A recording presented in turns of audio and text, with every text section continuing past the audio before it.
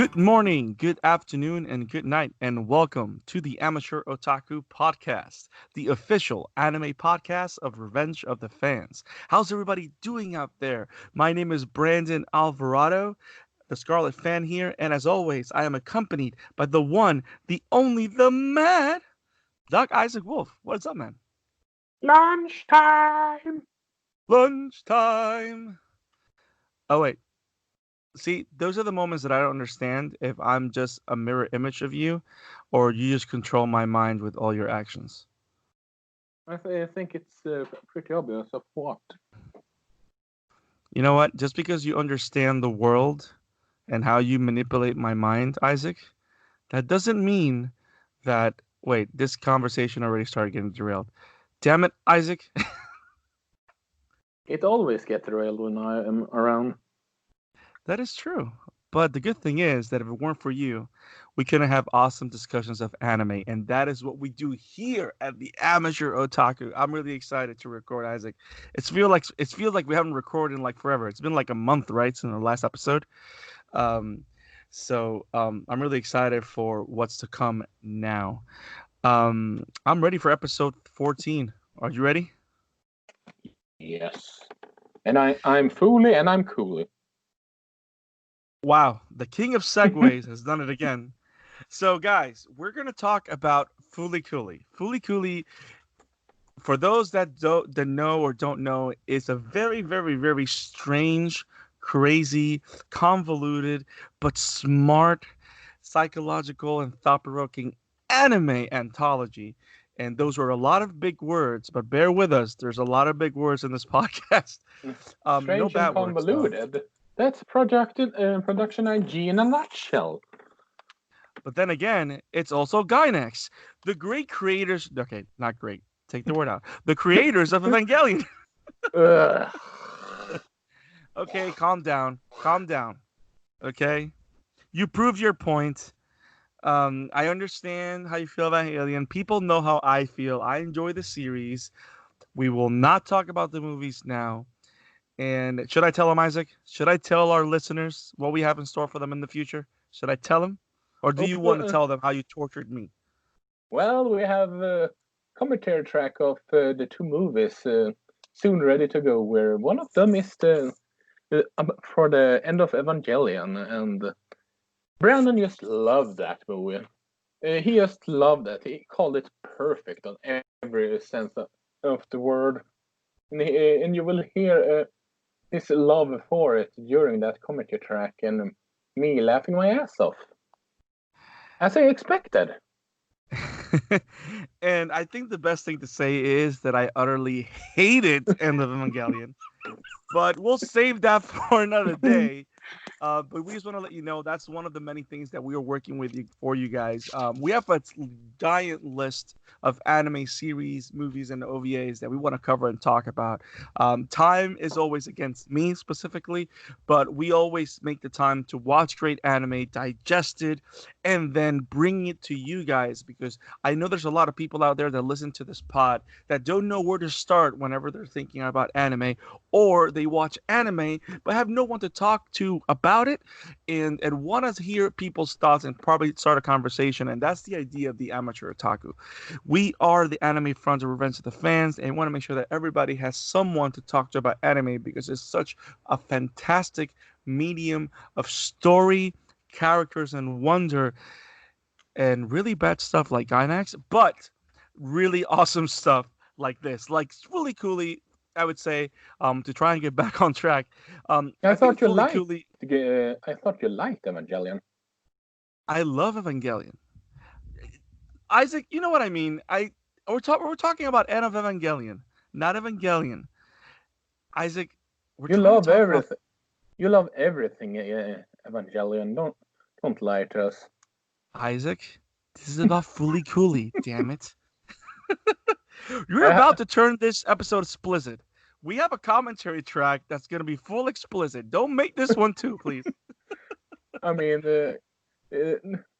this is going off the rain, like a certain lagoon, but that's a topic for another time. Wow. He is the king of innuendos. the king of segues, the king of mic drops and hints. I have no idea how this conversation is going to go today, folks. But talking about Gynex, Gynex and Production AG have produced a lot of weird, thought-provoking, but nonetheless very unique anime. We covered the great and controversial Neon Genesis Evangelion in the last episode. And on episode 14, we're going to talk about Fooly Cooly, which is this episode. Fooly Cooly is a very interesting analysis, I would say. I don't know if I want to use that word because anybody that looks at this show or this series at face value will not think it's analysis of anything. They would think it's a potpourri of madness, hormones, and unnecessary sexual jokes. But in the surface, that's what it looks like. But it's one of those shows that if you have the eye to look at the detail and to look at the care and to look at the writing, it's one of the best shows I've ever seen. It kind of works like an anthology series, and I really love the show and can't wait to talk my head and front of my brain off. You see what I'm doing? That was really bad. I'm sorry, Isaac. I'm sorry. I know you saw me sweating trying to produce an analogy to Fooly Cooly, and I failed. How about you talk? You're never sorry about stuff like that. Okay, I am now. Lie. So, don't lie to us. Just like you love end of Evangelion, but that's besides the point. What you're gonna keep bringing this back, Isaac? Don't make me pull out my Gintamas, okay? I know I owe you like 1,000, but I can send one piece your way, okay? I have seen the latest episode, so go ahead. Okay, so before I lose a gasket, so we're gonna talk Fooly Cooly. Isaac, you saw the show. I know you knew about it. I think, like me, you saw the first season, but had not seen the newest ones. We finally caught up. We've seen every episode of Fooly Cooly has to offer. What are your thoughts of the series as a whole? How would you recommend the show? It's insanity, but then again, it's a Gynex show, and it's insanity, but then again, it's in a Gynex show, and there's a lot of stuff that I want to cover that later. But it's interesting to compare and contrast Evangelion and Fooly Cooly, considering they're sort of handling the same subject matter, but in two different ways. I highly agree. Is there a familiarity or similar production team, or it's just the creative team is different? Like no one related with Evangelion was working on Fooly Cooly, I would say. Like the big guys, right? No writers that you know of. As far as I know, no, they did. But then again, Production IG and Gynex are known for shows like this. Yeah, I mean, just look at the Pantheon Stockings. That's from them as well. I've never heard of it. Tell us, what is Pantheon Stockings? You don't know. You don't want to know. You don't want to know. So, folks, whenever Isaac leads an explanation with "you don't want to know," which means that I'm gonna force him to watch it for an episode someday. Why do you insist in manifesting hatred from me? I love you, man. Don't do this to me. But yeah, I agree with you, Isaac.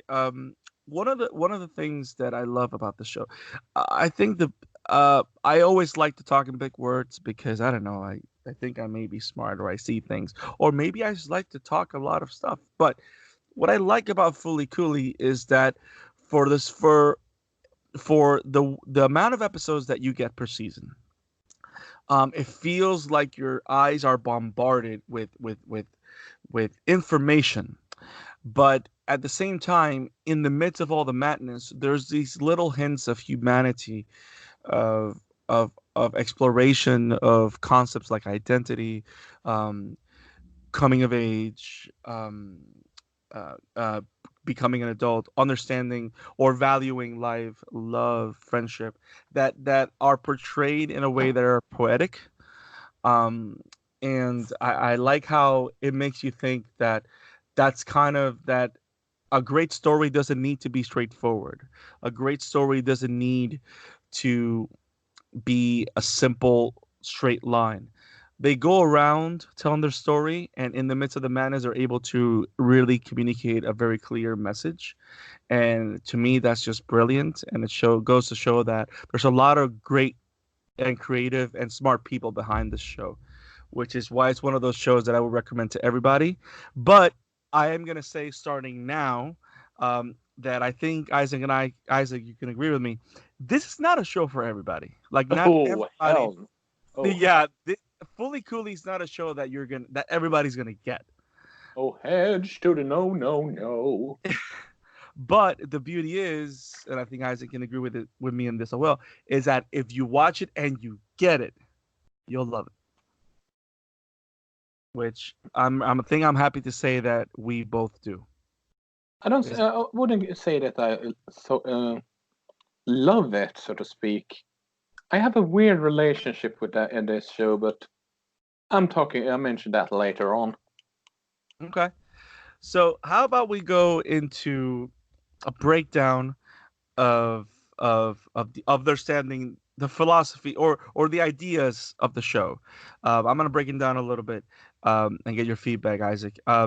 So it's three seasons. The series so far is 3 seasons.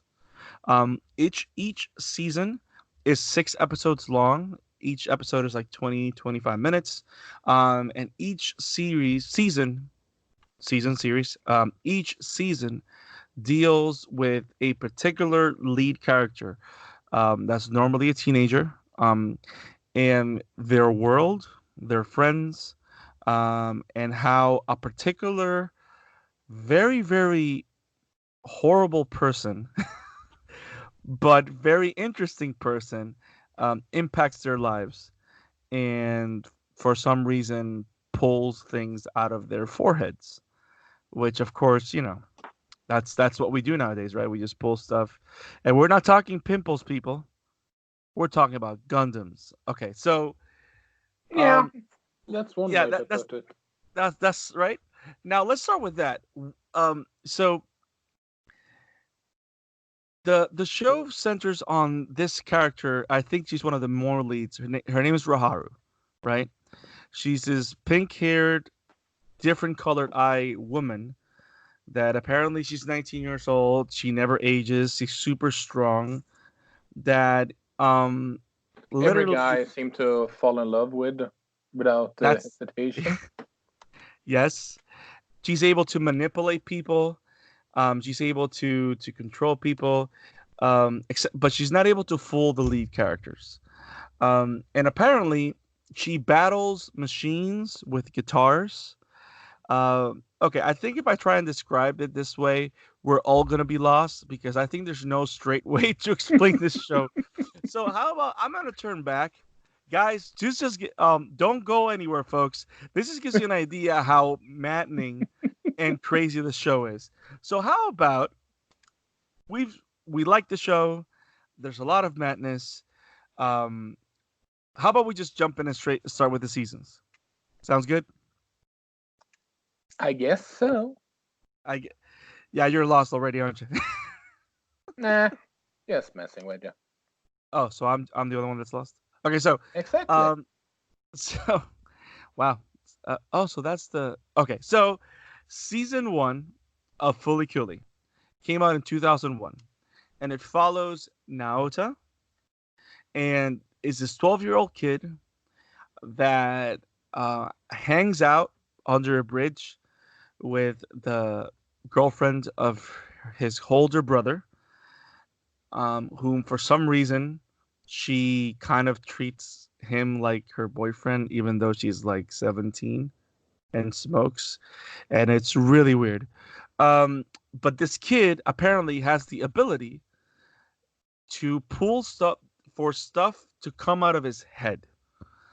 and they don't explain how. They just call it the NO portal, which they don't really explain what that is ever. But apparently, certain individuals' heads can be used as intergalactic gateways and tunnels to transfer stuff. So imagine if your head was an Amazon warehouse and when you least expect it, packages come out of your head. And yes, it happens in the most gruesome, weird manner. And then the packages try to kill you. And I think I just lost like 30 listeners, Isaac. I need your help. So, so that's like the nutshell, right? So things come out of his head. Um, and there's this alien that hits him in the head with a guitar. And what is it with people getting run over by Vespas and cars? Everybody's being run over in this show, or at least the lead character gets run over many times. But I'm drowning here. So it's such a good show. I mean, everyone seem to be indestructible in this show. That's for sure. Right? Like everybody that gets thrown over or gets eaten by a machine comes out or gets pooped out and survives. Yes, people get pooped out in this show. This show is very special. But there's moments, this show is crazy. Like there's moments where there's multiple degrees of animation. Let's talk about the animation for a minute. The animation is pretty cutting edge for the year that it came out, but that's not what's interesting about this show. What's interesting about the show when it comes to animation is that the animation constantly shifts depending on the story beat, the episode. It takes a lot of inspiration from different styles of animation, from different shows directly. I don't know, like this show takes place in its own like metaverse. Does that make sense? Where it feels that it can take and grab from any show that ever existed and use it. Like you even see animation that honors South Park on this show. It's crazy. And of course everything is played for laughs. Whenever you saw that scene that they actually did everything a la South Park just to make a very boring conversation different. Was I the only one that found that hilarious? I just raised my eyebrow, if I shall be perfectly honest. But then again, Yeah. I've seen so much weird stuff when it comes to anime that it just how should I put it? It ends up like seen it. In other words, you've been numbed out, huh? Pretty much. Yeah. So multiple degrees of animation. You have a punk rock band that does every single song off the soundtrack, which is actually very particular that you don't see this for every show. Like most popular animes are known for changing their openings and closings every other episode, getting different bands. I'm assuming getting probably K-pop bands that are popular at the moment. Fooly Cooly, almost for the entirety of the series, not just the original show, they practically use the same band, which is very interesting because every piece of music, even though it's a different song, feels organic. It fits very well with the show. Um, but yeah, this I'm, show is.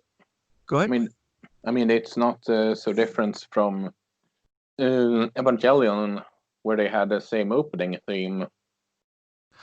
Well, that is true, but for example, in Evangelion, you have the same opening and ending throughout the entire series. In Fooly Cooly, you have the same band, but they have a brand new song for each episode. Oh, you mean like that? Yeah. Yeah, so it's like literally like there's a whole CD of tracks for a show that it's the same band, but they pretty much the Pillows, I think is the name of the band. They literally did a soundtrack for the show that plays out like a regular soundtrack if you were to put the headphones on your ears, and it plays out also the soundtrack for the show, informing the show.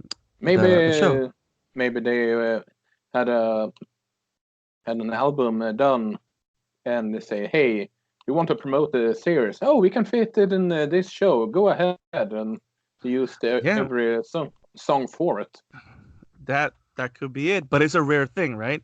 Yeah, And what I like about it is that it kind of shows the vision and the direction of the show. And here goes for me what is the crowning achievement of Fooly Cooly is that in the midst of all the like you heard everything we said, um, sh- various changes of animation. There are moments where you're literally reading manga on the screen because it shifts into manga, and it does it on multiple seasons. Um, they have the different changes. They have call outs to Lupin the Third and the animation style of Lupin the Third, especially episode 5 of season 1. Um, but it's and what I like about Fully Cooley is its main theme, and literally it is I would say a study or a exploration of growing up. yeah, that's pretty much sums it. And it Which is sums it up. Go ahead. which is what I was talking about when I said they have similar themes and all that. Because let's face the fact, one of the main themes in the Evangelion was growing up, like we sort Mm-hmm. of talked about. But Right. just like it was here. Mm-hmm. But I think why it's worked better, or this show works much better for me than Evangelion, is that while they have the same theme, they don't have this insanity trying to be as serious. When they talk Right. about the subject matter, they are acting like real characters, and they take those moments seriously. But when a certain Vespa wielding, the Vespa driving Matter runs around and is her usual self, then yeah, they do that for laughing, not trying to be super serious. Act like, oh, this is serious. This is Brody.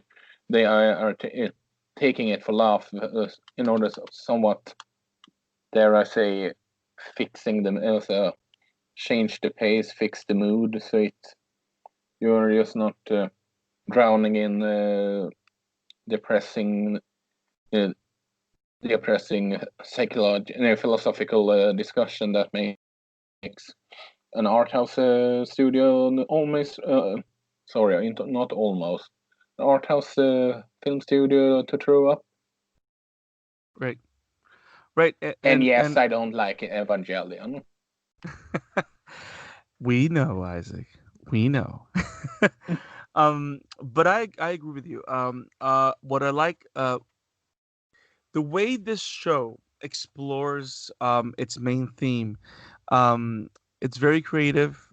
It doesn't feel convoluted. It doesn't feel like it's trying too hard.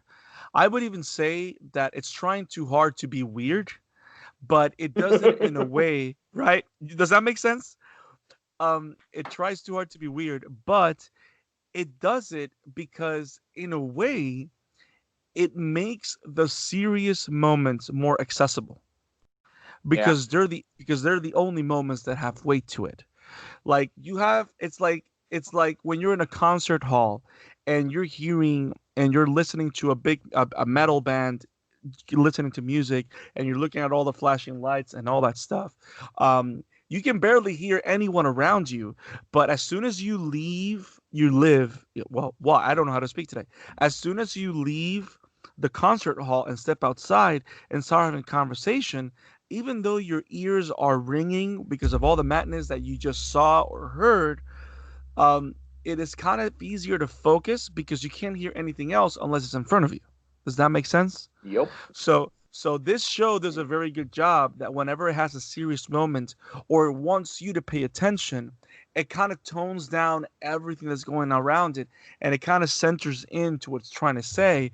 And it's very powerful how In each season is only 6 episodes. It's only 20 minutes, 22 minutes long an episode.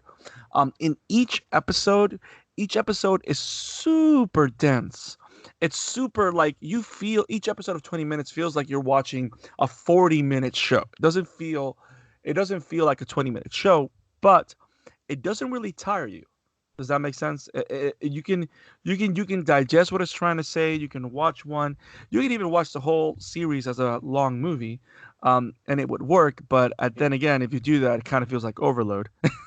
I mean, can, you can't really be tired. I would argue that it could be a square, but that's a different point. But yeah, you're sort of right, because every episode is sort of like its own episode, so to speak, and not just oh, this is weird to say, but the seasons are an anthology Right. episodes in themselves, even though it has a running theme through each episode. Mm-hmm. It's sort of like a mixture of both. Mm-hmm. Right. And the interesting thing is that they've created an anthology, and what we mean by anthology series, if someone is not thinking, is that you have three very different shows or seasons, but they all have to do with the same characters, with the same mythology, but they're not necessarily the same story. Um, and there's so much imagery on the show that like 80% of the imagery in the show doesn't mean anything. It's just to startle you. But there's certain imagery and ideas that are there for you to digest, and they're there for you to munch and think about. If you're looking for something to that makes you think, this show definitely has a lot of chunks. And I like to think about what I see. I like to think about what I read. I like to digest whenever I see smart TV. And whenever I see these shows like smart TV, even though I have a headache and a good thought as a result of it. um, but yeah, it's oh man, it's such a good show. Um, but like we said, it's an exploration of growing up. Um, and I think each season does a good job in exploring different moments or aspects of coming of age, of growing up. Um, that I think I've never seen a show do it in this way. Like everybody's seen um, every culture has their own coming of age story, or has a popular story that explains that explore different aspects of a kid. Like whenever you have your first love, whenever you understand that you can make your own decisions, or that what you say matters. Whenever you have a situation where you can accept yourself and accept the new adventure that life has in front of you. There's just so many facets of growing up that are explored through these episodes that if you're the type of person who likes coming of age stories, that like the theme or the philosophy behind adolescence and how it's viewed from adults, from kids, this is one of those shows that literally explores it in so many ways in such little time that is a feast for the eyes, and for the brain. Just remember that it's not a ordinary slice of life show. It's Mm-mm. insanity it's such an insanity that imagine Pirates of Caribbean on crack together with Looney Tunes and animated like it is animated as it is a Gintama show. That's a very interesting, daring, and provocative, and pretty accurate description. But like we said, this show is not necessarily for everybody. What do you like most about the shows? Do you have a favorite character? Which story resonated with you the most? It's when it comes to favorite character, I don't really have a favorite character. Okay. The the closest one is well, it's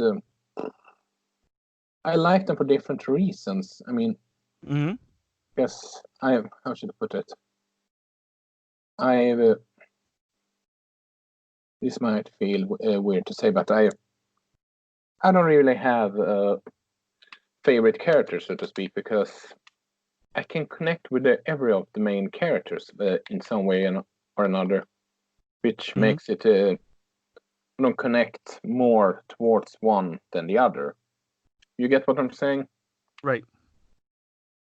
That's why I can't really say that I have a specific favorite character. You connect with each character differently depending on what's going on. The closest one, maybe it's Kana, if I am still the closest one, close to home, so to speak. Yeah, I'm the same, but with Hiromi. Yeah, because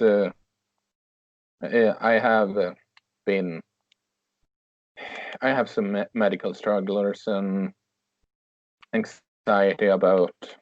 Yeah, we shouldn't go that in spoilers, but I've had such anxiety problems like she's going through in this series. So, so yeah. Yeah, and I like how I think I'm the same in that case. I do have a favorite character. It's gonna be like Progressive. Is probably my favorite of the 3 seasons or anthologies. But yeah, overall, each of the seasons, for me, does a very good job on exploring different stages because of being an adolescent or coming of age.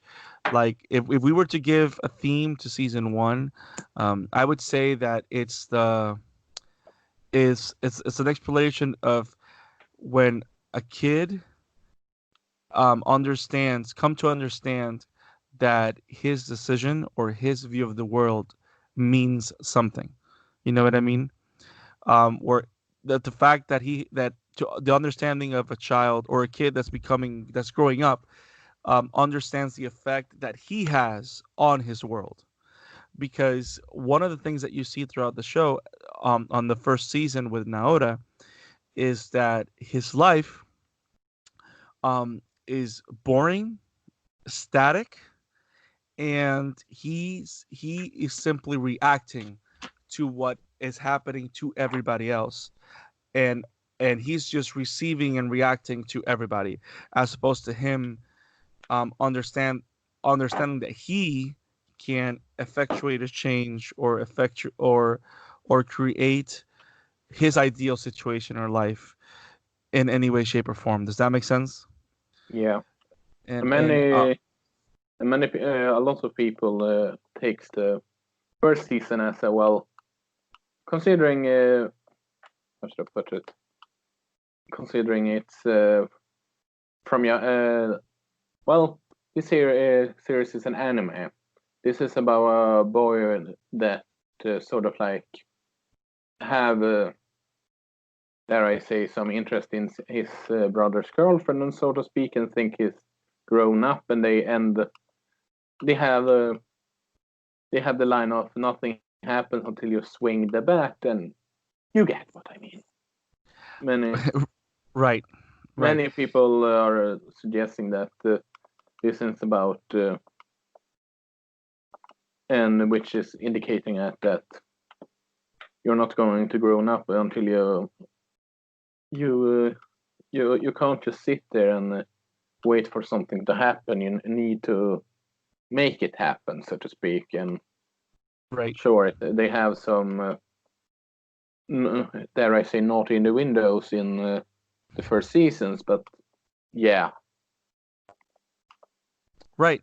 And it's like, it's one of those things where you also see the thing where if you don't want to be treated as a kid, then you have to act grown up, or you have to allow yourself to grow up.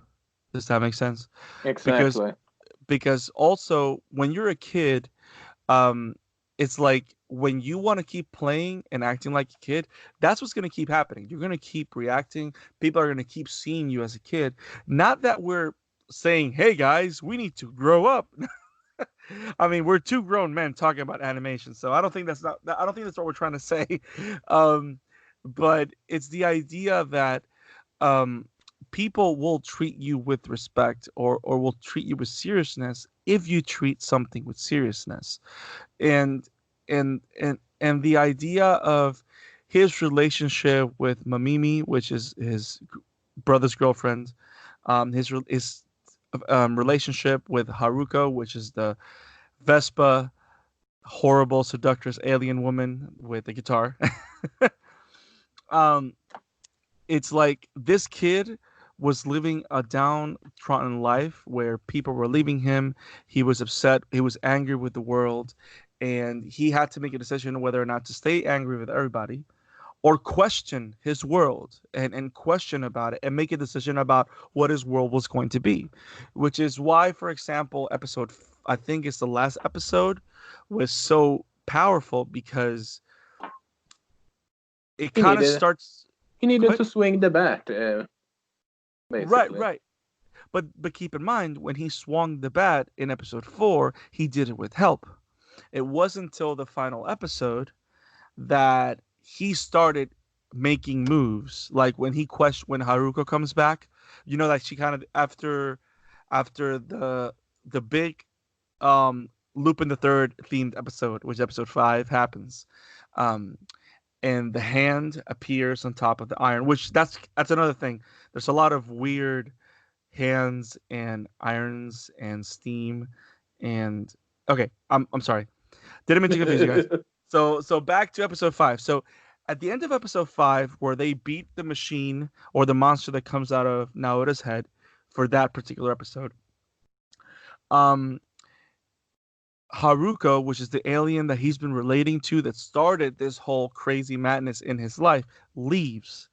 And when she leaves, Naota kind of understands and begins to understand, and that's where you see him start to grow up, that he misses this person, that he has some feelings for this person that are not normal.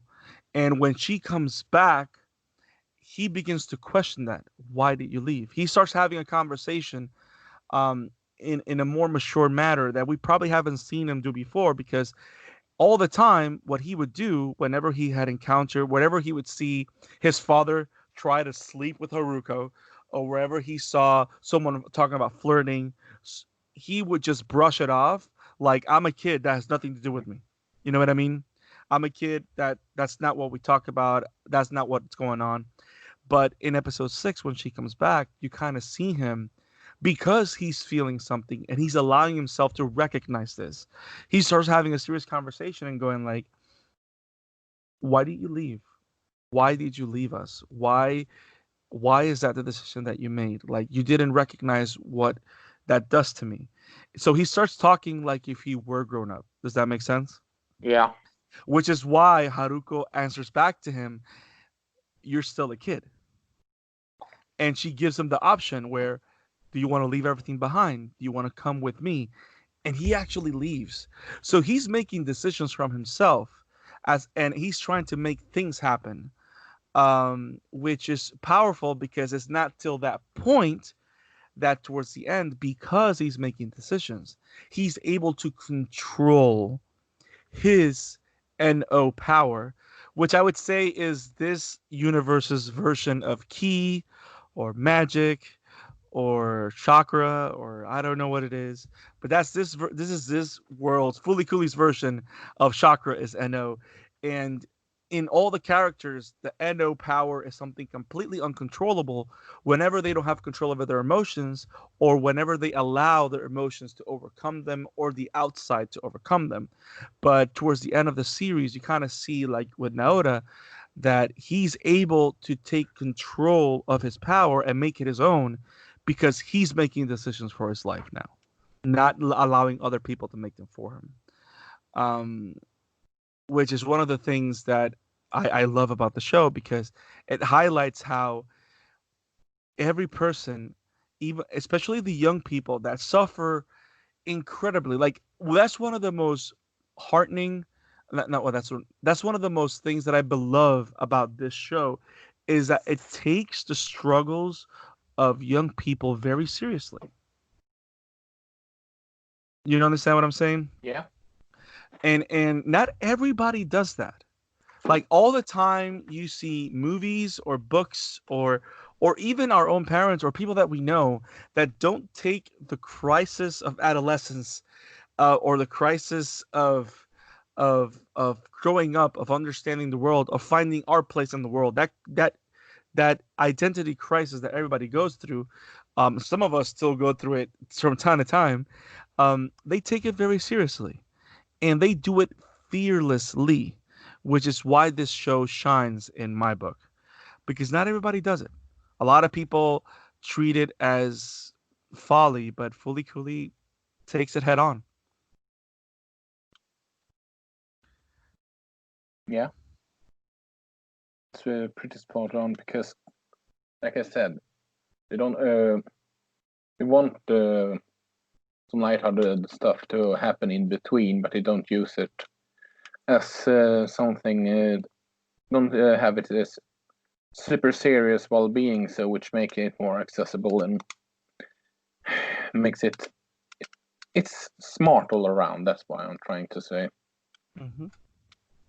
Yeah, and one of the beauties also about this show is that whenever whenever each character, it's funny because have you noticed how this show feels like a video game where the main character is constantly failing and he really doesn't level up till the end?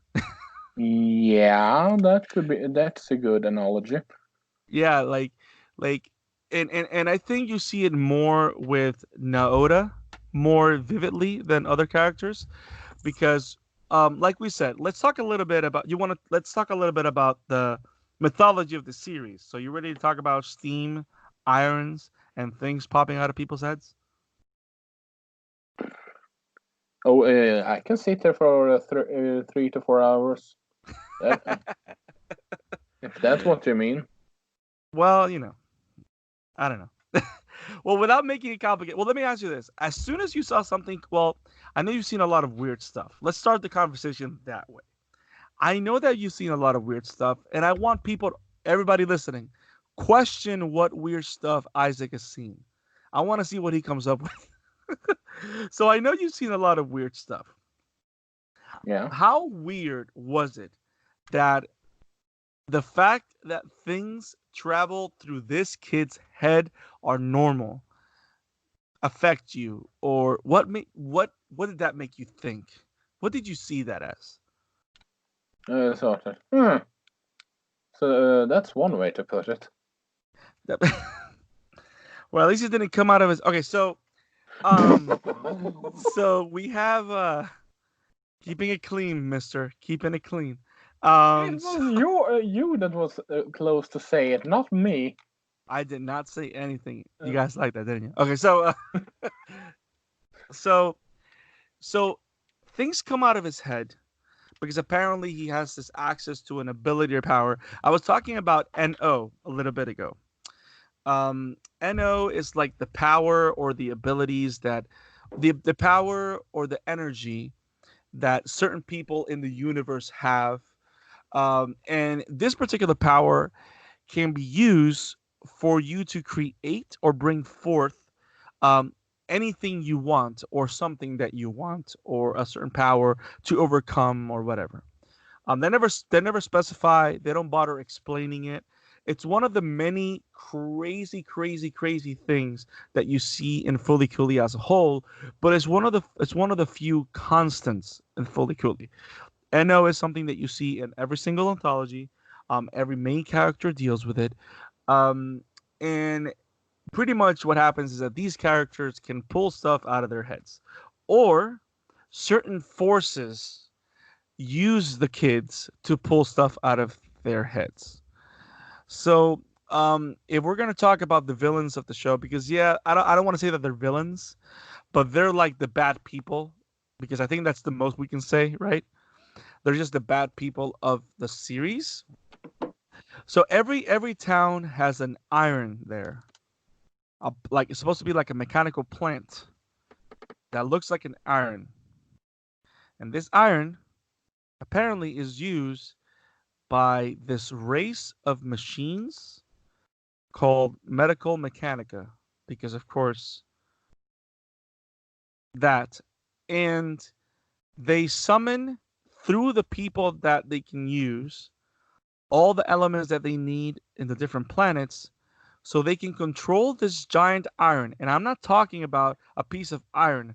I'm talking about an iron like what you use to iron your clothes so they don't look wrinkly. Um, So to no, fly. people, this is not some weird Iron Fist spin-off. I'm sorry. I know that you wanted it to be, but that's not the case here. You were holding that in for a while, weren't you? Um, Maybe. so wow. So Iron Fisted. Okay, um, so apparently these aliens use these irons to flatten out the world and destroy everything and everyone.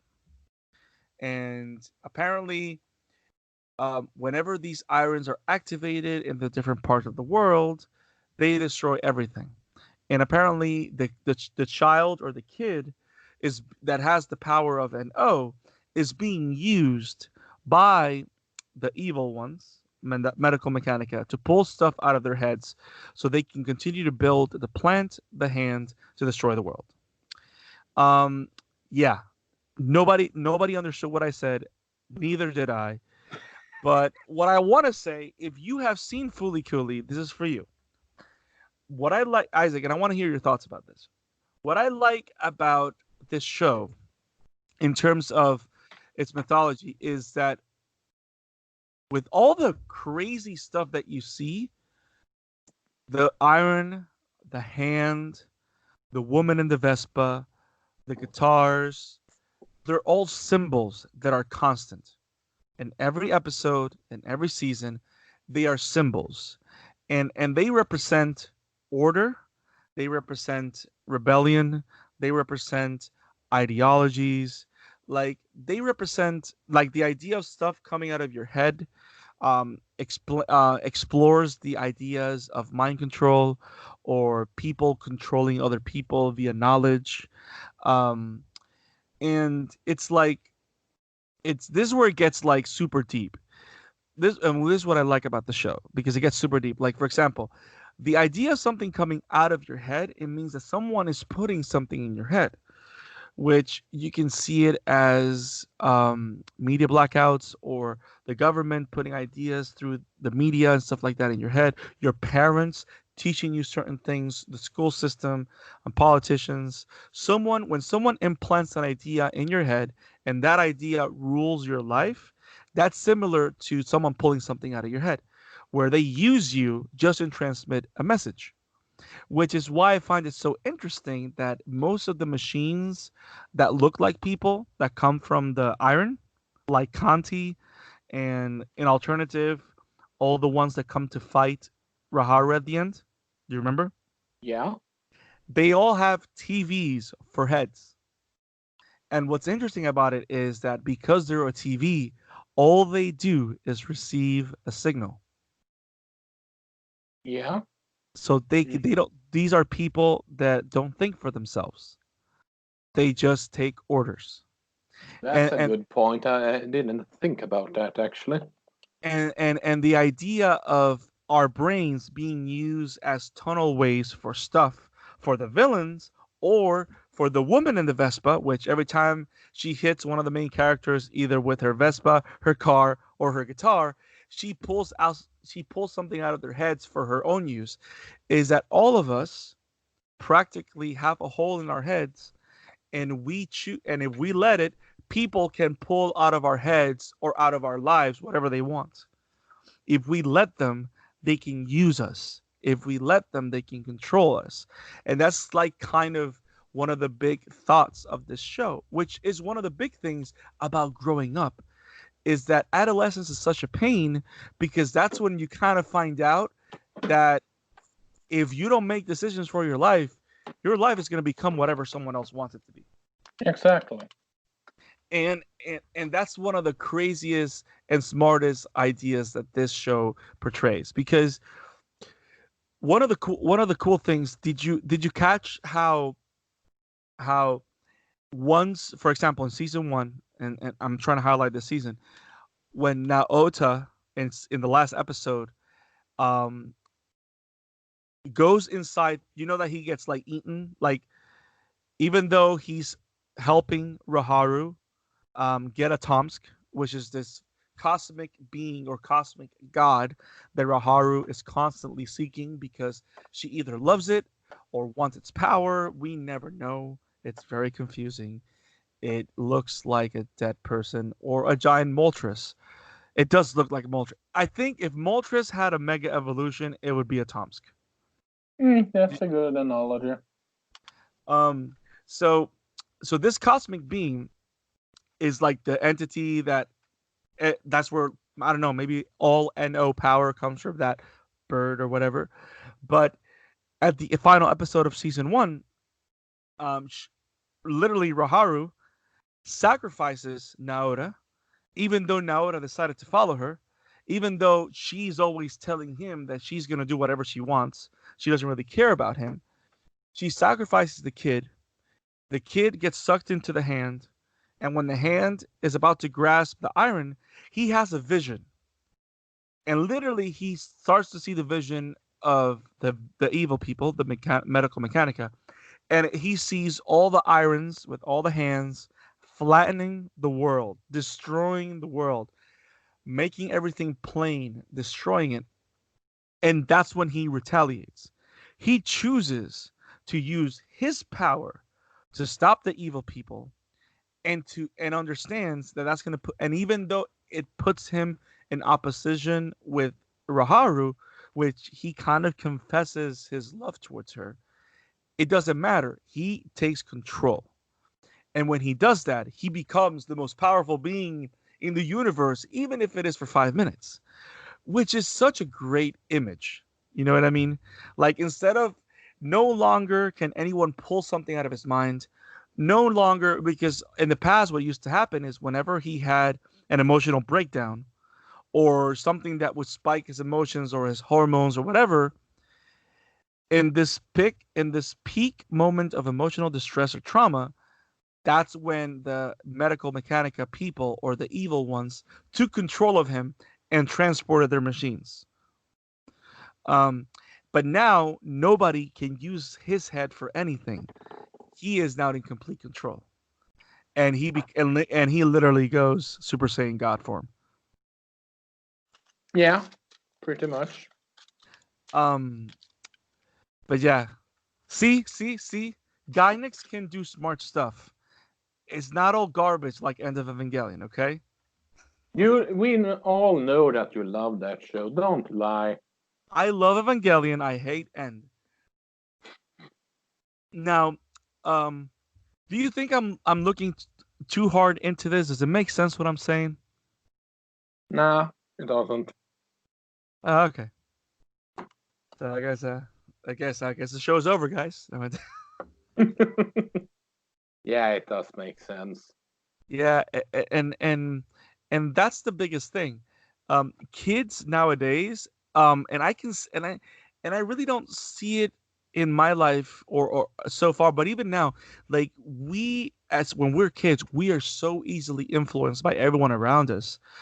It's surprising how people expect us to develop our own identities when everybody is trying to push their own agendas into our lives. Does that make sense? Um, Yeah, it makes sense. and it's funny how we're supposed to that's why a lot of people when they grow up they feel lost, which interestingly when you look at every single adult in this show, they all feel lost. They all feel they're all a shell of what they could have been, or they're all lost in their dreams, or they don't know who they are, or they're run down, or they're working at a job that necessarily wasn't their main job. It's like everybody looks like if they were a disappointment to a degree, as opposed to except the military people. And I'm actually pointing more than anything to Naota's dad, which is pervy bastard. But Nah, you don't say. yeah, right. Um, but yeah, man. I mean, this show is so good. Um, guys, I know I'm talking a lot of stuff, but um, this is how much good stuff to talk about there is about the show. I really want to if you guys have seen Fooly Cooly, if you guys have seen or can see the images that I'm talking about, or the philosophy behind it, I would really like to hear your thoughts on Twitter. You can at me at the Scarlet Fan 52, and you can send it at the Amateur Otaku, at Emblem Maniac. You can write to Isaac. But there's so much stuff with this show that's so cool. But yeah, so season one is Naoda discovering that he has the power to change his own world, that he has a decision making ability that can change the course of his life. And it's funny how in the beginning of the show, um, you kind of find him trying to fill the role in Mamimi's life that his brother used to have. Like he didn't know what he wanted to be, so he just took the place of his brother. That's probably why Mamimi treated him like her boyfriend. And it's not till the end that you see him with other kids being a kid and going to school. Like he now knows what his role is in life now. Like, and this horrible person, which was this alien that used to tell him, "Oh, you're just a kid," kind of shows how she really had a point. Which is why I find it so crazy how this woman, this horrible person that everybody hates, it's kind of the only person that tells the truth, Pretty much. which is very common in these kind of epic stories. Like the person that everybody hates that does the most physical harm to a degree is the only person that's talking to these kids straight, which nobody wants to do because that's what you see in every movie. No adult wants to treat kids directly or talk to kids straight. And then you find this person that's random that tortures them with weird sexual stuff, which is really so weird. Um, well, in one aspect, because not all of them is that way, but with literally destroying their lives with guitars. Um, I don't know, man. This show is fascinating. The more I talk about it, the more I love it. I think we talked enough about season one. You know, How much? you know what's interesting? Go ahead. I sort of know a person that isn't a carbon copy of that specific character, but if someone told me that Gynax took inspiration from her, when they made that character, then that I wouldn't have been surprised. Interesting. Interesting. Can you share, or is it something Uh, that someone that you know? yeah, someone that I know. So, in other words, if you see a guitar in her hand, run away. Uh, uh, I would Unless, rather. I unless you would. want stuff. I would rather say crazy, crazy. Don't make her mad, and she's very blunt on what she said. She says, and she doesn't care when she says it. Raharu. So, in other words, does that mean that are you trying to say that you have fully cooly powers, Isaac? Is that why Nah, you're always mad? No? Okay. nah. I wished I had it, but that's besides the point. So those are a lot of the ideas that are planted or initiated or shared in Fully Cooly Season 1. And these strong ideas of identity, of discovering who you are, on the world against you and you against the world, adolescence, are seen throughout the entire anthology. But I think what makes it so unique and so enjoyable is that each particular season, you have Fooly Cooly, you have Fooly Cooly Progressive, and then you have Fooly Cooly Alternative. Each lead character has a specific quality or journey that makes even though they're dealing with the same mythology and we expand on what we already know, makes each of their journeys interesting even though they're all different explorations of the same concept, which is what makes it brilliant. It's like the Fully Cooley is like picking up a poem book by a famous writer. It's like this is all horror stories, and they're all by the same writer, but they're all good, even though they're from the same writer. Does that make sense? It's like you're picking up this compendium of the concept of adolescence. For some reason, I feel that I would have wanted this to be my health or history class or psychology class at school, but I think I would have gone mad as opposed to learning anything if they used this to teach Eh, adolescence. it's always good to be mad. Yeah. But if I remember correctly, Isaac, I don't know if you've heard this, but a lot of people when they talk about adolescence, they talk about how it's it's said that adolescence is, I think the meaning of it is growing pains, literally. Like how it hurts to grow. Like it's a very abstract idea and like nobody has a meaning. Like the word adolescence come from like a Latin word that means pain, I haven't which heard about that, but it sort of makes sense. I mean because growing up is not easy. It never Yeah. is. So Trust me, I know. I was a 5-year-old yesterday and then suddenly a guitar. No, I'm sorry. Um so season 1, Noda, Super Saiyan. So season 2, on season 1 we have Noda learning that he can make decisions in his life. Season 2, Progressive, we have Hidomi Hibajari and Ide Ko. And their journey, it's literally a weird and interesting first love story, but at the same time is learning to move on after a trauma, which is very, very well explored. Like you have a kid that quote unquote was either left by her father or her father left for whatever reason, never came back. So as soon as her father left, her life was put on hold. And we were never told how many years she lived without her father. And she lived her life not allowing herself to feel because she didn't want anything. And you kind of figure out towards the end that all she wanted was her dad back.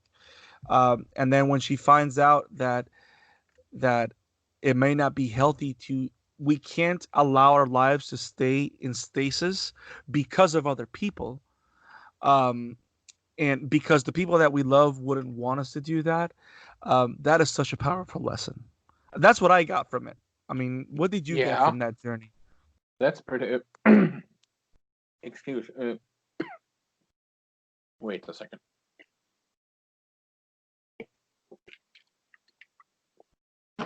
Got something in my throat, but yeah, I certainly agree because it's more, and it's somewhat similar in the last season also that it's uh, it's I agree because it's sort of working with the idea of getting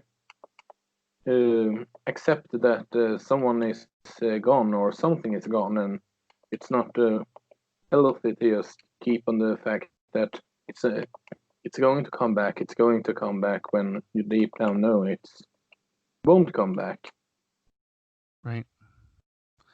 And I think this particular show, which is fun, with this particular anthology or season 2, which is interestingly called Progressive, is the more art heavy season of the show. Like it's the most art Um, okay, yeah. is the most artistic because it uses the most different degrees of animation, different colors, different shades, all to express emotion. This is a very particular character that rarely speaks, so everything is expressions. And it's all about seeing. It's all about studying her reaction to everybody else until the end where she starts taking again. We start seeing her take agency and stop reacting to everybody else and start wanting things for herself.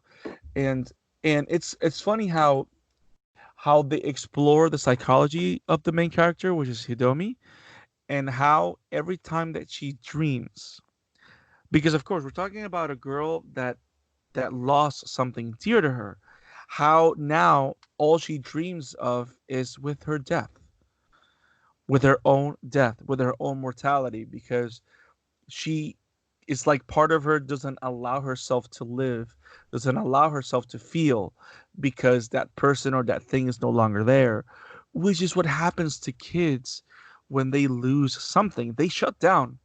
And unless someone helps them move on, they stay shut down. And Yeah. you have kids that have critical depression because kids don't know how to deal with trauma. And unless they have someone that will help them, they either live the rest of their lives angry or bitter, or they live their lives in a hole. And it's beautiful how this horrible character, which is Raharu, but mostly Ide, that has a love interest, is her love interest, kind of shows her this care, this respect that kind of starts sparking in her emotion. And it's how something new, something beautiful, you are able to experience joy after depression. Like it shows like the world doesn't end just because you lost something. The world keeps going. The world ends if you allow it to end. Yeah. Does that make sense? And I just love. I think this is my favorite series season because of that. And of course, because her final, like Naota's final form, was She like became a Super Saiyan. Gundam. Yes, she became a Gundam. But yeah, it's Yeah. and this is actually also one of the I think out of all of them, this is the most action heavy, at least towards the end. Like it's Yeah. action, so I don't know. I liked it a lot, and I like how she came full circle, and she gets along again with her mom. I don't know this. It's Speaking of her mom, let's did talk about her she mom. did she get birth to her when she was 5? I mean, Yibus Krabushki, that design is just what? I know that the animes like to design the moms to be young and all, but that was just weird. She looks like she could be the main the main's sister, to heaven, for heaven's sake, and that's uh, Well, keep in mind she probably had her young because the uh, Naora in season one was 12, which I think this is important. Hidomi is 14, and then Kana in season three is 17. So yeah. But if she could have her she young with how she looks, it could. Then did she get birth to her when she was 4? Because she looks like he can easily be like 19 or 20 when and hey, there's a lot of moms out there that are rocking 35 and look great, man. You know, it's give or take, man. It's give or take. I mean I I I mean, there's get what Botox. uh I mean not every woman is Marissa Tomei, if you know what I mean. I can agree with that. But I mean maybe it's because it's animation that makes me just Yes, what? I think that's what it is because it's like if you take the apron off, she automatically looks like a teenager. But like they never take the apron off. Every time you see her mother, she has an apron. Yeah. And like, and I know what you mean. Like, you don't even see bags on her eyes. Like, typically on the old, like in season three in Alternative, when you see the mom of the character called Pets, you see all the bags underneath her eyes, which is very typical for Exactly. older characters. Yeah, I know what you mean. I mean, maybe she had a rough life, and she was saved by an older man. Like, Oh jeez. Jesus Christ, are we really going there? well, I don't know. I know it was. I know I'm a horrible person, but I am And doing a pod with you, so the madness goes around, Isaac. I thought I was the madman here. But there's a thing with Japanese young women with older guys. And Oh, okay, so let's go back to Progressive.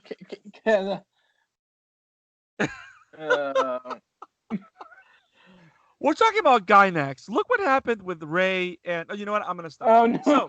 So, No, okay, okay.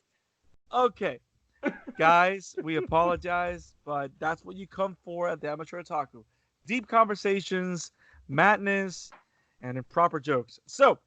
Um, so, so Progressive is my favorite. Yes, her final.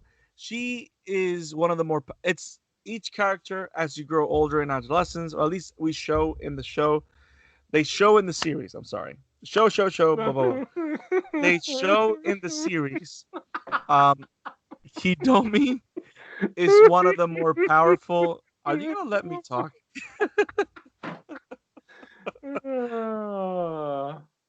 So some weird images when you say show after we discussed. Yeah, no, go on, go on. wow, there's no episode without losing Isaac in the depths of his madness. Let us join him. Conti. Such a cool character. TV for a head. Yeah, it's funny. Okay, so Are we talking about dead leaves now? Okay, calm down. I am not talking about dead leaves. We will not talk about. You know what, Isaac? Reel it in. Okay, we'll definitely have an episode of Dead Leaf soon. Oh boy. So, Progressive, my favorite. I like the love story between Ide and Hidomi. I like her arc, how she comes alive again, um, and learns to love and care and enjoy life once more. It's about starting over, and we have all gone through either a broken heart or a disappointment, or there's something that we failed to do or failed to achieve. We've all gone through this, and it's a great show for those people that feel that they're stuck somewhere, and it gives you hope that there's always someone that will care for us. There is someone that will help us move on, or sometimes we have to make the decision to move on. There's going to be someone that's going to hit us in the face with a guitar. And that's what I love about Raharu, because even though you kind of see her as the kind of antagonist of the series, always towards the end, she is the one that gives the characters the final push to go after what they want. And it's funny because even though she is the most selfish character I have seen in many anime, she's selfish in the sense that she wants what she wants, but she's not going to deny other people of what they want if they're willing to fight for it. Like, she understands that the way life works is you got to fight for what you want. And she kind of respects and admires that when people actually fight for what they want. Does that make sense? Yep. Which is what makes that final battle against Hidomi and towards the Tom so interesting, because there's two women fighting for their love, fighting for their joy. And she's able to save her later boyfriend Ide, and she's able to have closure with ATOMSK in the form of Conti. And I don't know, man. This show is so crazy, but there's so much deep. This episode will not be enough, so we'll probably have to talk about Fooly Cooly at another time. But let's get through it, because we're already an hour and 20 minutes in. Oh, that's awesome. So is there anything about Progressive that you want to talk about specific, or you want to go straight to alternative? I think we should do progress towards alternative, because I can't see an alternative progression other than progress to alternative.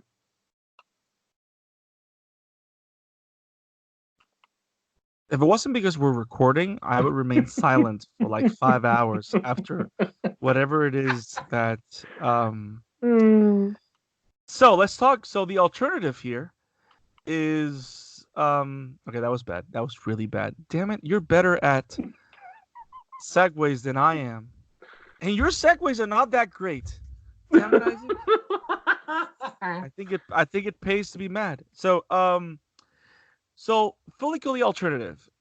Isaac, what did you like about series 3? Um what stood out for you? Apart from the fact that you watched them in the wrong order. Yeah, I Because thought you can take that one. yeah, I mean, I tell Isaac, guy, hey, we're gonna watch the whole Fooly Cooly. Yes. And for some reason, even though well, they came out in the same year, so I can't blame you. But the order is Fooly Cooly, Fooly Cooly Progressive, and Fooly Cooly Alternative.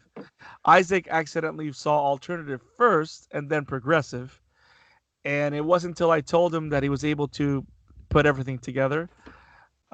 So now that you know that Alternative is the last season, what are your thoughts about it? What stood out to you of Fooly Cooly Alternative?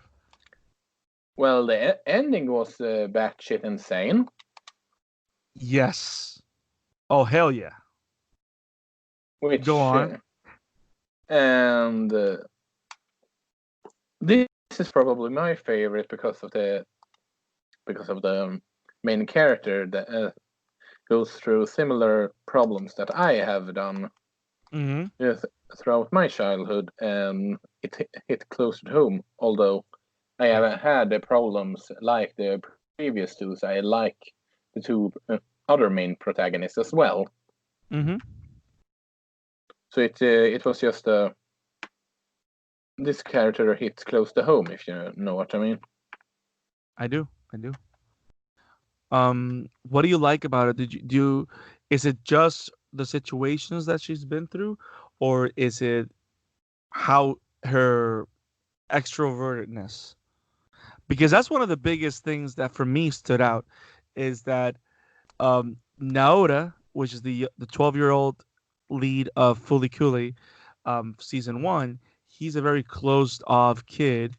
Hidomi is depressed and not allowing herself to feel, but Kana is like freaking out there. She's she's like the biggest energy in the room, um, which is a breath of fresh air. Yeah, you could say that. You could say that. What I I'm trying to mean, say, Isaac, is that you are a breath of fresh air.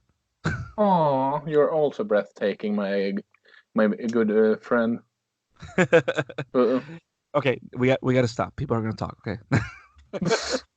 oh, okay, we can cut that one out. No, that's fine. So what do you have a favorite episode on alternative? Um, I'm not. I don't really know if I have because well, no, I don't really. Uh, no, I do have a favorite episode actually, okay. and that's Okay. the one of the when she comes in comes in terms of one of her best friends is leaving Earth and Mm, taking the flight to Mars, so to speak, and you can argue that it's her best friend that's leaving, and she has right. a hard time moving on. And I have had friends moving outside the town and even countries, so which was a bit hard for me. Okay. So in other words, the final episode when she accepts that, or you mean the episode where she finds out how her friend truly feels about her? So I would probably say the last one. Okay. And that's weird too because when I was waiting for your response on which one was your favorite episode, one of the things that dawned on me was that it's kind of hard to pick one out because the story is so tight. Even though each episode feels like it's themed for whatever they're exploring, like you can consider that each the 6 episodes as a whole are meant to be seen back to back as one story. Yeah, that I can totally agree on.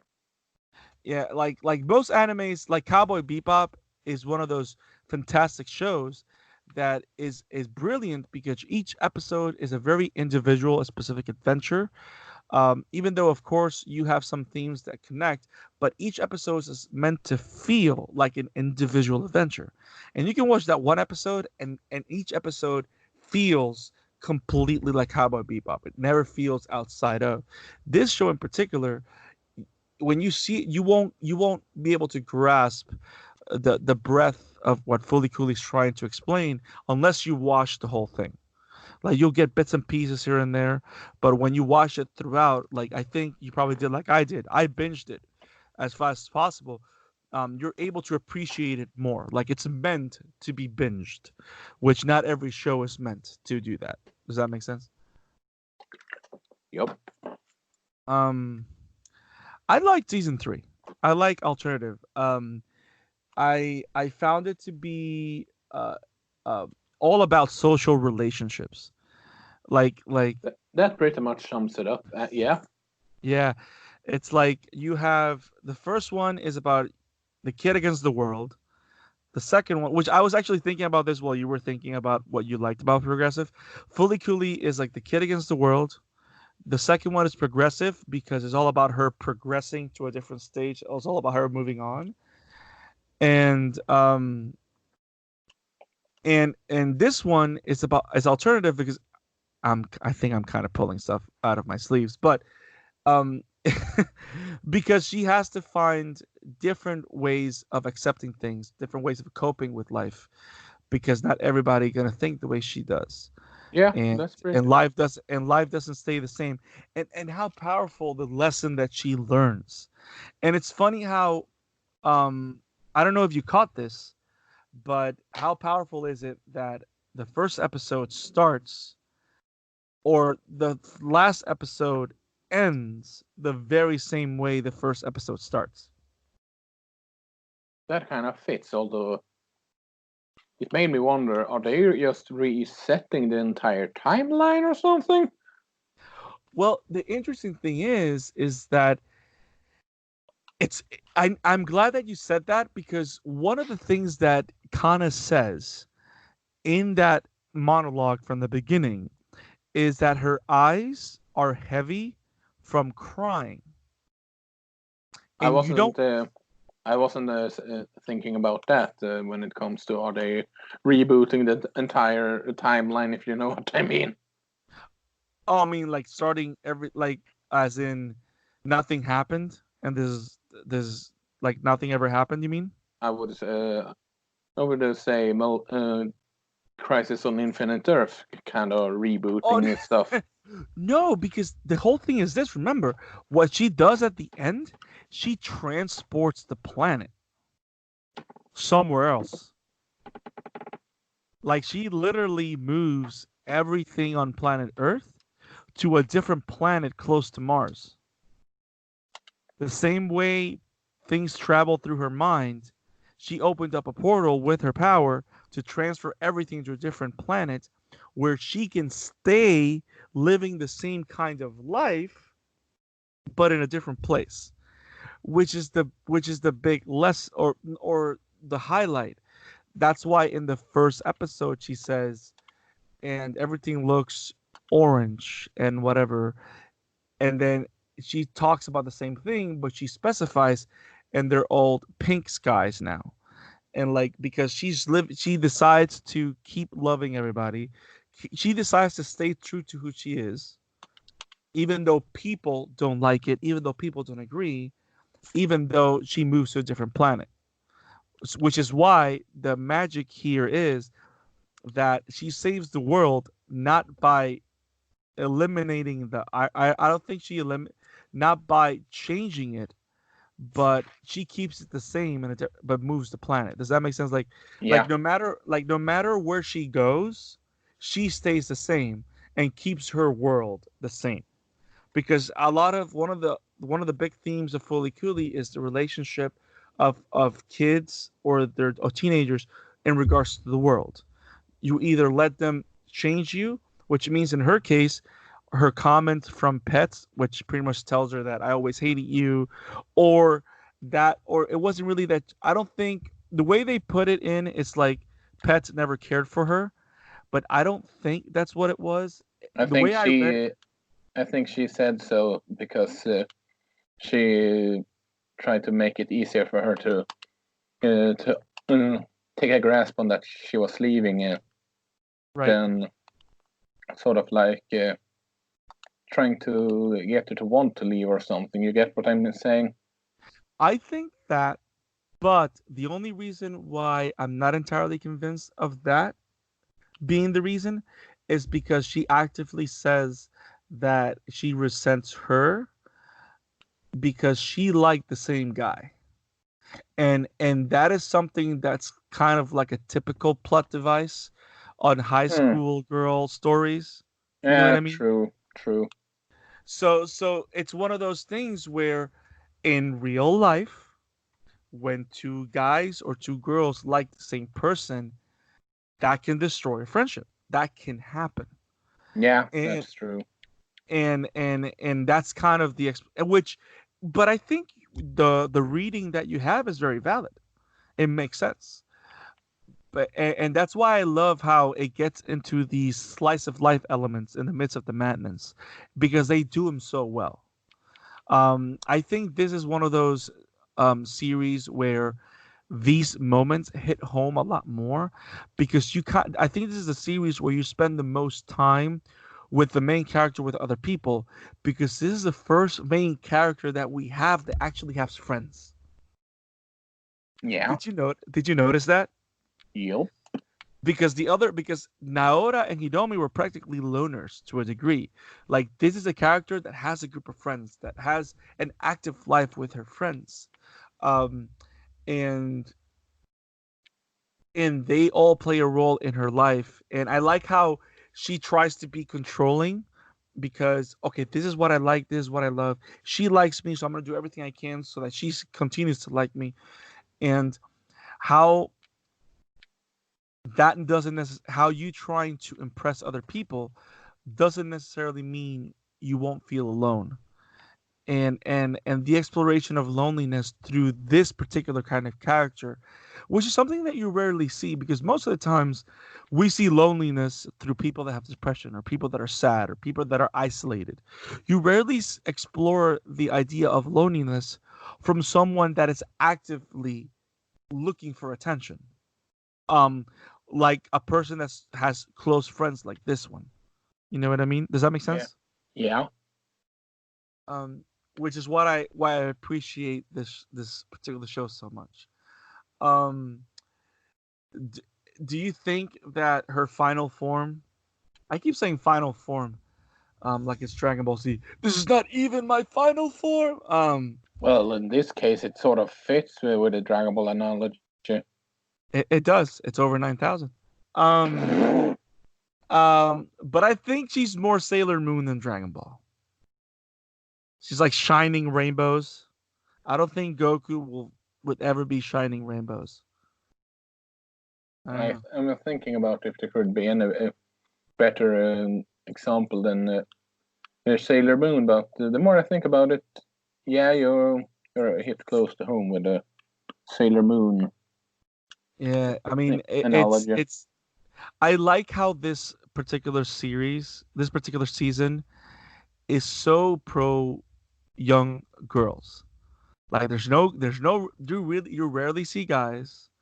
Like it's very centric to the experience of a young woman that I to me is good because it broadens its reach as opposed to it being just another teen story. This is one that I could recommend to my cousin that's 19, that's a young girl. Like I which is why the fact that Fooly Cooly is an anthology series, it doesn't necessarily mean that I have to watch it all in order. You can if you love the world, but you can easily recommend Fooly Cooly Alternative to a young female friend that likes anime because it works that way, you know? Yeah. Um, anything that you want to talk about? You want to talk about Raharu and how she's like more mature in this series, or is she in this season? And she's never mature. but she seems more in control. Like one of the She things in control. That's a sorry about I that. know, but like this is the season where she's more like she feels older. She feels different because like she's no longer desperate for a Tomsk. Like one of the things that I love about this show is her interaction with the agent for this. You know, like they always have like a representative of the humans trying to fight against the medical mechanica evil people. Yeah. Um, and her banter with that guy in this particular series, she sounds more in control, more sure. Like she's just doing what she's doing because she's bored, because she wants to stay entertained. But at the same time, she kind of like embraces her role as a role model or someone that's going to push kids in the right direction. You know what I mean? Which is so crazy.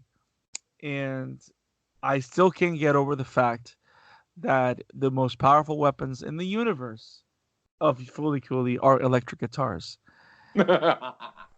and bass guitars, as a matter of fact, because not necessarily they're all electric. They're mostly bass guitars, which is pretty crazy. Um, that's one of the symbols that I love the most because, like for example, you have the iron, right, which Yeah. is a symbol of order because irons are used to make things perfect, unwrinkled. And then you have the guitar, which is a symbol of rock, which has always been seen as a symbol of retaliation, as retaliation against order, as anarchy, and stuff like that. And she is the person that's there to disrupt everybody's life for the better on most parts, even though it kind of cost the planet to everybody. But you know, I don't I know. mean, This show I mean, is good.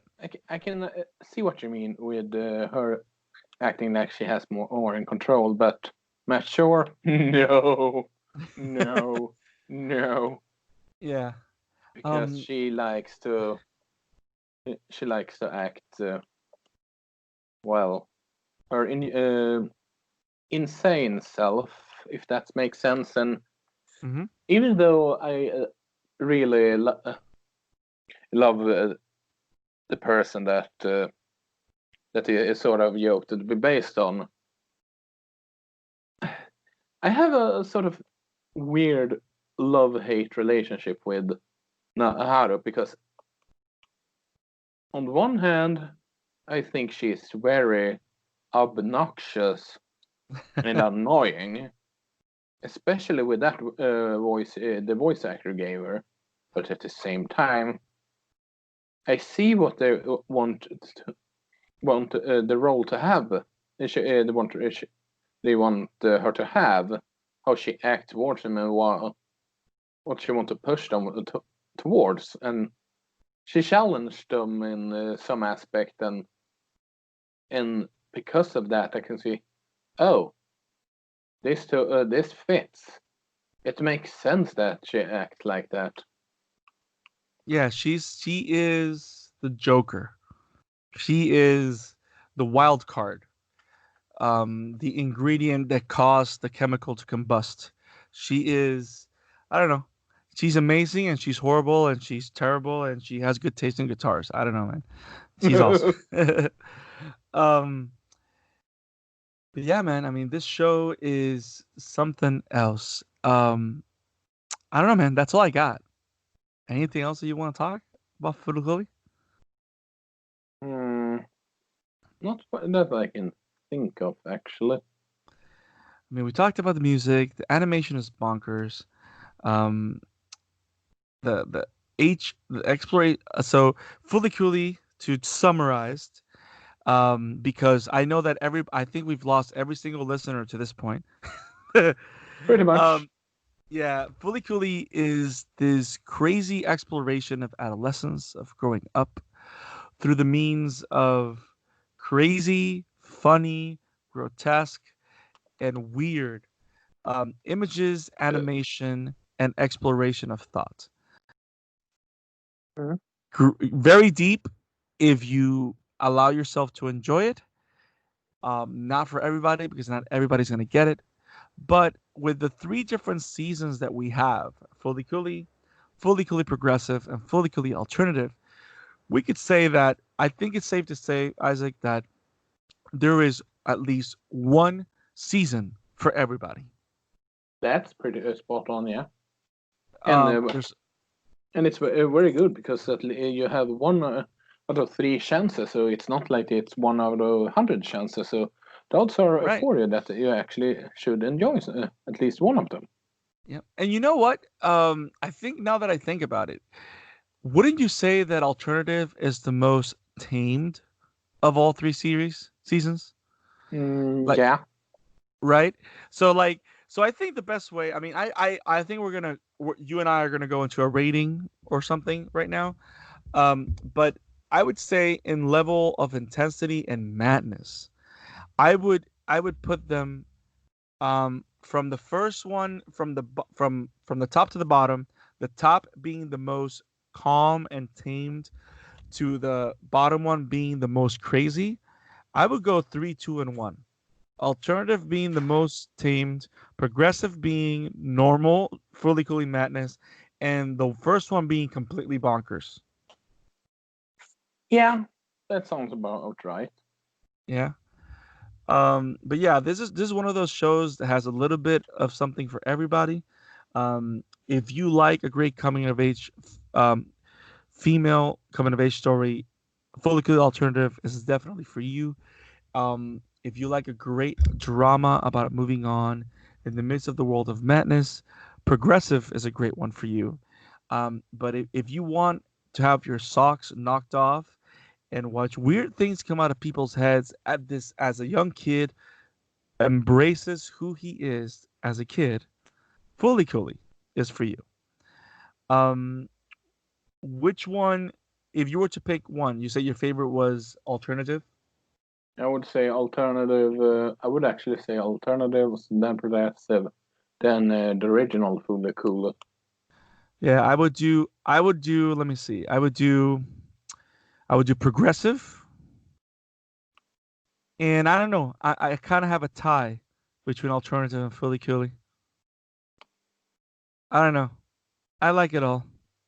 I like a lot of things, except End of Evangelion. I hate that. I really hate that. We all know that you love it. Don't lie. Don't make me hang up. But anyway, shall we? I think we should rate it and maybe move on from or end this episode. Maybe I think so. Before something pops out of my head. Um, I don't know. What rating would you give it? I would Would give it would you rate it? Well, let me ask you this. Let me stop you there for 1 second. Would you rate it as a series or would you rate it as individual seasons? series, Okay. and I Okay. rate it a B plus because it's not perfect by any means, but it's a really good show. So I can't really give it an A. I would give it a B plus. But not because I don't think it's brilliant, because I think that is brilliant and super smart. But I think the B plus, in my opinion, is because it's not for everybody. Yeah, that too. The fact that it's so out there in certain ones, especially in Fully Cooley, the first season, kind of keeps it from being a work of art that is accessible to everybody, because this one is definitely not for everybody. Amateur Otaku gives Fully Cooley as a whole, as a series, Fully Cooley, Fully Cooley Progressive, and Fully Cooley Alternative a B plus, because it's a fantastic show, though not perfect and not accessible for everybody. It's still an abstract work of art that, if you give yourself a chance, it might be one of the best things you've ever seen, or it might be one of the most maddening things you'll see that you wish you never saw again. Like me, I wish to never, ever, ever watch End of Evangelion ever again. So, Isaac, let's wrap this up. Let's do a couple of Yeah. plugs. If anybody were to find you and your awesome game reviews and your postings and your mad stuff, where can they find you? You can find me at my work at Revenge of the Fans, and you can find me on Twitter at Emblemaniac, and next episode we are going to cover Black Lagoon and Dead Leaves. So I hope you all gonna enjoy those two. I am going to regret ever accepting Dead Leaves, but yes, I'm going to agree with Black Lagoon. We're definitely going to do Black Lagoon. We're going Dead Leaves and Black Lagoon. You can't escape that. Now it's on recording. Okay, so I'm going to. Where's my electric guitar? Should I try and literally pull an electric guitar out of my face and throw it at you through the internet? Damn it, Isaac. Do you have an iron? Grab an iron, Isaac. Okay, so that was really bad. I'm sorry. I don't know what I'm saying. So you can find Isaac in the webs at Emblemaniac. Wow, this goes off the road real quick. You can find me, Brandon Alvarado, at the Scarlet Fan 52 on Twitter. And we really want to hear from you guys. Lately, the last couple of days, we've seen a lot of response and a lot of people listening to our Attack on Titan Season 3 recap episode. It's such an amazing episode, and I'm so happy that it's getting a lot of love. At least 17 people have listened to it, and that's for me, that's for us, that's pretty amazing. We really love the support from you guys. We're going to keep making awesome episodes like this one, like the Attack on Titan one, like the one we did with Mario with the Hero Academia. We did a great one with Rob Moreira from the Play Loud cast and with Brett Miro.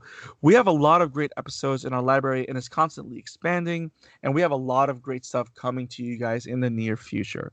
So go into our episode archive on Anchor. We're in revisitthefans.com. We're under Amateur Otaku. You can see all the episodes that we have posted.